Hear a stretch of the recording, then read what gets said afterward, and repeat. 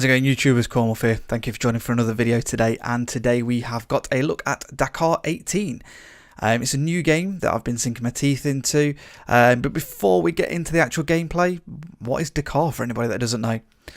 Dakar itself is an annual endurance rally event held around and about the world, but mainly in like Saudi Arabia and places like that. And it's an event that crosses mud, dunes, camel grass, not sure what that is, rocks, and basically whatever's thrown in front of the participants. And it's a true off-rally road event. So the vehicles are true off-road vehicles. They have been massively adapted, or they are bespoke cars for this event. They're not road cars that have been modified to go around a rally track or an event or a stage. These are actual full-on rally cars that I guess you could drive them on the road, but you wouldn't want to.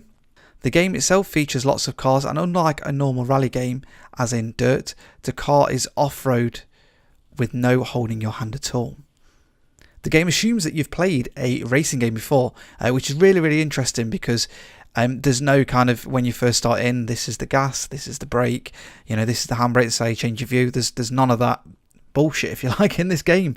It assumes that you've brought this game because you're a fan of Dakar, you're a fan of rally games, and you want to take it to that next level.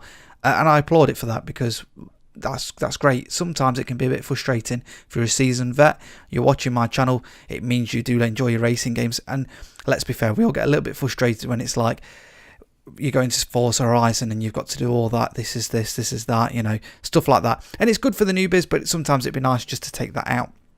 So Dakar 18 then takes you off into the dunes, and there's no track, there's no layout. There might be a little bit of tracks, if you like, in terms of where someone else has driven, but that's about it. That's kind of all you get. Or there might be a little bit of a beaten road, but not tarmac and stuff, or very little tarmac is in this game.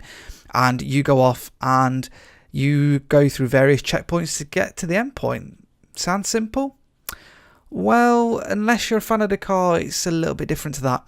So the game itself has a co-pilot, and you have to hit a heading. He'll tell you to go in like a compass direction 18 for X amount of miles, and you have to hit a certain point, but there's nothing, and I mean nothing, there to tell you. There are levels of difficulty in terms of what you see on a radar, which is at the top of the screen, but that's it.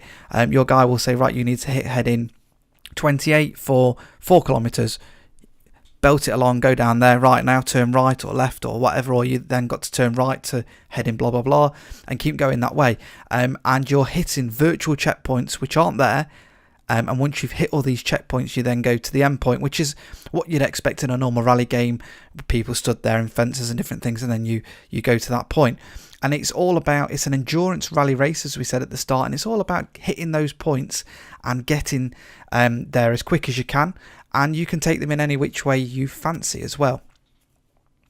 The game is loads and loads of fun. At one point you'll be belting it along, trying to get to the checkpoint as quick as you can, with it being a timed event. And you'll go flying over a dune, and you've got to be careful that you don't knacker up your car too much. You'll also get stuck in like quicksand and different things like that.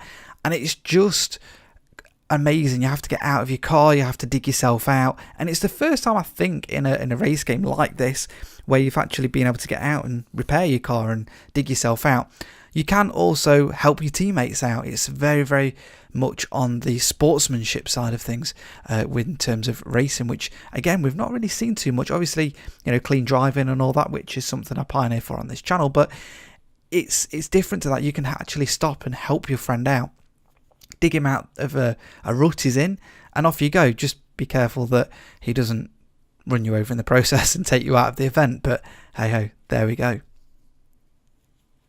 So Dakar 18 isn't really for the casual player, in my opinion. The stages can last hours, and I do mean hours, 1 to 2 hours, with the amount of checkpoints that's in it. But again, it's the kind of series it is endurance rallying, and it's done really well.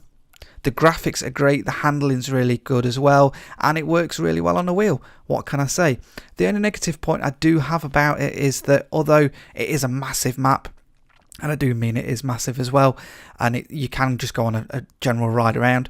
It is scaled down, but then a kilometre, as they're saying, isn't actually a kilometre in game. So I know a kilometre may not actually be a kilometre on a map, but when they say 1 kilometre, I've found sometimes that you'll be going along and it'll say, right, turn right down this next road or on this compass heading, and you then go flying past it, and I mean by some margin. So I think a little tweak there might be quite nice, but other than that, it is really, really well done. I think that is the only negative thing if I was to be picky about the game. Dakar is massive. Like I said, there's various maps and different locations that you go to, and it is massive. You know, you can be driving around for a while and you find different things around and about. In total, there are 5 different vehicle categories. You have cars, motorcycles, quad bikes and trucks. Trucks are my favourite because why wouldn't you want to go tazzing it around in a tricked out truck around the dunes? It's just great fun. In wrap up, guys, this game is really, really good. If you're a fan of Dirt Rally and different things like that, you're waiting for Dirt Rally 2.0 to come out.